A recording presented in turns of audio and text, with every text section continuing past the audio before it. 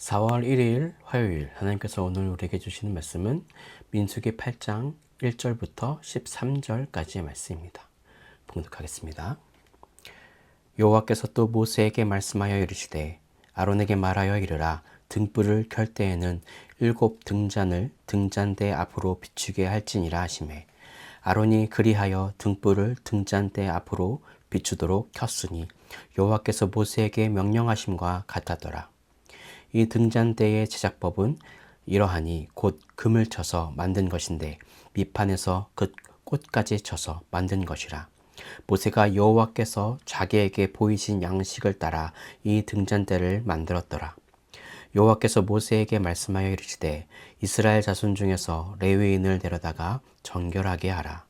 너는 이같이 하여 그들을 정결하게 하되 곧 속죄의 물을 그들에게 뿌리고 그들에게 그들의 전신을 삭도로 밀게 하고 그 의복을 빨게 하여 몸을 정결하게 하고 또 그들에게 수송아지 한 마리를 번제물로 기름 섞인 고운 가루를 그 소제물로 가져오게 하고 그 외에 너는 또 수송아지 한 마리를 속죄 제물로 가져오고 레위인을 회막 앞에 나오게 하고 이스라엘 자손의 온 회중을 모으고 레위인을 여호와 앞에 나오게 하고 이스라엘 자손이 그들에게 안수하게 한 후에 아론이 이스라엘 자손을 위하여 레위인을 흔들어 바치는 제물로 여호와 앞에 드릴지니 이는 그들에게 여호와께 봉사하게 하기 위함이라. 레위인으로 수송아지들의 머리에 안수하게 하고 내가 그 하나는 속죄 제물로 하나는 번제물로 여호와께 드려 레위인을 속죄하고 레위인을 아론과 그의 아들들 앞에 세워 여호와께 요제로 드릴지니라. 아멘. 오늘도 역시 모세에게 말씀하신 여호와 하나님의 말씀을 아론에게 전달합니다. 성소 안에서 쓰일 등잔대에 대한 내용이 기록되어 있는데요. 성소는 4겹의 천으로 바깥 세상의 빛이 완전히 차단된 곳입니다. 그래서 성소 안을 밝히는 빛은 유일한 등잔대밖에 없습니다. 또한 이 등잔대를 비롯해서 성막의 그 모든 부분은 하나님께서 직접 디자인한 것으로 지어져 있습니다. 그 당시에 이런 기구들을 만들 수 있는, 제작할 수 있는 그런 기술이 없어서 하나님께서 이렇게 직접 디자인하셨을까요? 이들은 이 기구들을 만들 그런 기술들이 충분히 있었습니다. 하지만 이 모든 것을 하나님께서 말씀하신 대로 제작하게 함으로 모든 것이 하나님으로부터 왔음을 나타내기 위해서 그렇게 하신 것입니다. 용도에 따라 적절하게 만들어진 그 성막과 기구들을 보면서 이스라엘 백성들은 제사 예식을 행하는 것만 그런 형식적인 것에만 빠지지 않고 모든 것의 근원이신 하나님을 바라볼 수 있었을 것입니다. 오늘 본문은 앞선 7장에 이어서 계속해서 성막 낙성식을 행하고 있는 날입니다. 이렇게 성막 낙성식 날에 성소 안에 등불 점화식을 거쳐서 오늘 본문은 이제 제사장을 도와 제사 업무를 담당할 레위인의 취임 예식을 취하게 됩니다. 먼저 레위인들에게 가장 중요한 것은 바로 정결 의식이었습니다. 전신의 털을 밀기까지 깨끗하게 하고 의복도 빨게 하여 몸을 정결하게 했으며 속죄제물로 정성으로 마음가짐뿐만 아니라 모든 죄까지도 그들이 지었던 죄까지도 해결해야 했습니다. 왜냐하면 레위인들은 11절에서 나와 있듯이 흔들어 바치는 제물, 즉 요제로 드려야 했기 때문입니다. 요제는 하나님께 바치는 제물입니다. 사무엘처럼 하나님께 그의 삶을 온전히 드리는 것, 그것이 요제입니다. 이것은 레위인은 오직 하나님을 섬기기 위해서 구별된 사람이라는 것을 나타내기 위함입니다. 그렇다면 오늘 본문을 통해서 주시는 메시지입니다. 첫째, 등잔대의 빛은 예수 그리스도를 나타냅니다. 아까도 말씀드렸듯이 모든 빛이 차단된 어두운 성소 안을 밝히는 유일한 도구가 등잔대였습니다. 등잔대는 좌우 대칭으로 양쪽에 3개씩, 한쪽에 3개씩 나무의 가지가 올라온 것처럼 만들어진 성물입니다. 각 가지의 그 끝은 등잔이 놓여 있어서 그곳에 기름을 넣고 불을 붙이는 것입니다. 그래서 기둥을 포함하여 총 7개의 등잔이 불을 밝히도록 만들어졌는데, 성경에서 숫자 7은 완전 숫자로서 하나님을 나타내거나 하나님이 하신 일들에 대해서 언급할 때에 등장하는 숫자입니다. 이렇게 제작된 등잔대는 유일한 빛으로서 암흑으로 가득한 이 세상 속에서 우리들에게 필요한 것이 어떤 것인지를 잘 알려주고 있습니다.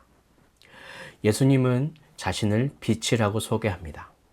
빛은 어둠 속에 있는 위험한 것들을 밝히는 데 쓰입니다. 또한 더러운 것을, 어둠 속에 숨겨져 있는 그런 더러운 것을 볼 수 있게 합니다.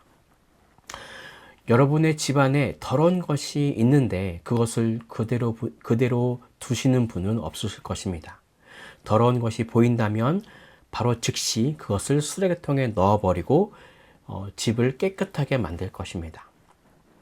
빛은 바로 내 속의 어두운 부분을 밝히고 그 안에 나를 망가뜨리고 있는 더러운 죄를 밝혀준다는 것입니다. 또한 빛은 열이 있어 주위를 따뜻하게 합니다. 또한 빛은 주위를 돌아볼 수 있게 합니다. 빛이 있을 때 비로소 내 주위에 고통을 당하는 이들, 또 어려움에 처한 사람들을 볼 수 있게 도와준다는 것입니다. 이렇게 예수를 믿고 따르는 자들도 이렇게 빛으로 함께 하기를 원하셨습니다. 세상의 빛과 소금이 되라고 하신 그 말씀에 의지하여서 나를 포함하여 우리 교회가 그 일을 해야 합니다. 우리의 섬김을 통해서 하나님을 드러내고 또 세상 속에 어둠을 드러내고 정결하게 하며 우리의 주위를 빛으로 감싸서 따뜻한 세상으로 만들어 가야 합니다. 우리는 예수님을 따라 온전한 믿음으로 또 세상을 밝히며 섬기기를 결단하시면서 온전한 교회를 이루도록 결단하도록 해야 합니다. 유일한 빛이신 예수 그리스도를 따라 나아가시는 우리 행전의 모든 성도님들이 되시길 간절히 바랍니다. 여러분, 기억할 것이 있습니다. 하나님의 말씀은 나의 인생의 깨달음을 얻기 위해서 뿐만 아니라 들은 대로 행하고 순종함으로 따르는 것 또한 너무나 중요합니다. 예전에 들었다고 그냥 넘어가시는 것이 아니라 내 삶의 태도를 점검하시고 또 다시 주님께로 나아갈 수 있어야 합니다. 오늘 이 말씀에 따라 지금의 나의 삶의 태도는 어떠한지, 나는 빛으로 오신 주님을 의지하여 내 안에 있는 죄를 계속해서 하나님께 회개하는 마음으로 해결하고 있는지, 또한 우울감과 실패함으로 가득한 내 삶에서 이제는 주님께 소망을 품고 살아가고 있는지, 이것을 살펴보시면서 나를 이 땅에 부르신 그 목적대로 살아가시는 모든 행전의 성도님들이 되시길 간절히 바랍니다. 자, 두 번째로 오늘 본문을 통해서 주시는 메시지입니다. 둘째, 성도에게 가장 중요한 것은 성결입니다. 교회를 섬기는 직분자들 뿐만 아니라 세상 속에서 하나님의 영광을 위해 살아가는 모든 성도들에게 필요한 것이 바로 성결입니다. 5절부터는 성막을 섬기는, 지금으로 말하면 교회에서 직분을 맡은 모든 자들인 레위인들에 대한 정결 예식에 대해서 나옵니다. 그런데 본문을 살펴보면 하나님께서 레위인을 성막 봉사자로 구별시키면서 그들에게 다른 것을 요구하지 않으셨습니다. 하나님은 오직 그들에게 성결만을 요구하셨습니다. 외모는 어떠해야 하고 사지가 멀쩡한 건강한 자인지, 또 재물은 얼마 이상을 가진 자인지 그 어떤 조건도 하나 없습니다. 오직 정결케 하는 것이 하나님이 요구하시는 유일한 조건이었습니다. 이것은 교회의 일꾼의 가장 근본적이고 핵심이 되는 조건임을 성경은 말해주고 있습니다. 누구도 성결하지 아니하고는 하나님의 일을 감당할 수 없습니다. 사실 하나님의 일은 인간의 능력으로 하는 것이 아니라 하나님께서 공급하시는 힘으로써 하는 것입니다. 그런데 우리가 정결하지 못하고 죄로 가득해 있다면 하나님을 가까이 할 수 없기에 하나님의 일을 한다는 것은 말도 안 되는 일입니다. 따라서 교회를 섬기는 직분자뿐만 아니라 주를 따르는 모든 성도는 정결에 힘써야 합니다. 교회의 일꾼으로서 또 세상 속에서 하나님께 영광 돌리기 위해 살아가는 사람이 되기 위해서는 먼저 자신의 죄뿐만 아니라 세상의 죄로부터 구별시켜서 청결케 해야 한다는 것입니다. 완전하게 죄로부터 떠나기 위해서 노력해야 한다는 말입니다. 자, 그렇다면 하나님은 어디까지 죄를 짓지 않고 떠나기를 원하실까요? 오늘 본문은 온몸을 삭도로 밀 정도로 하나도 남김없이 하라고 말씀하고 계십니다. 내가 저 사람보다 조금 더 낫지, 조금 더 정결하지, 성결하지 라는 그러한 성결이 아닙니다. 상대적으로 우월한 성결을 말하는 것이 아니라 털 하나도, 죄 하나도 남김없이 모두 정결케 해야 한다는 말입니다. 철저히 하나님 앞에 회개해야 합니다. 어쩌면 우리는 평생 회개하면서 살아야 할 수도 있습니다. 하나님 앞에서 완전한 존재가 아무도 없기 때문입니다. 오늘 회개했다고 우리는 다시 죄를 짓지 않을 수 있다는 것을 확신할 수 없습니다.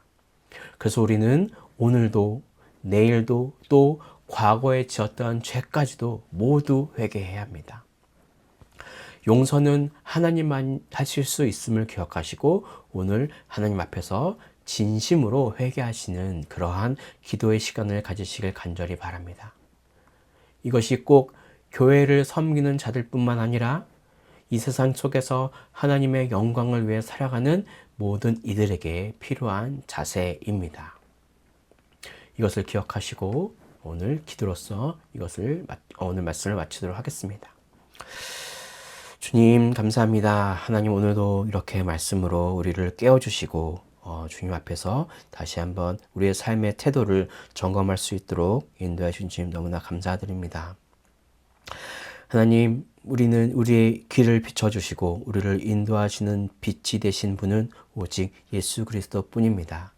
우리가 주님을 의지하여서 예수 그리스도의 그 말씀과 행실과 우리에게 보여주신 그 모든 것을 의지하여서 삶을 살아갈 수 있도록 인도해 주시고 내 안에 있는 더러운 것들, 내 안에 있는 정결하지 못한 그 모든 것들을 하나님 앞에 매일매일 기도하면서 그 죄를 주 앞에 온전히 드림으로 더 이상 내 안에 죄로 인해서 하나님과 멀어지는 그런 일이 없도록 우리의 삶을 주장하여 주시고 우리를 인도하여 주시옵소서.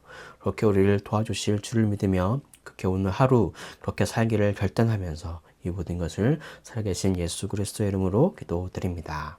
아멘.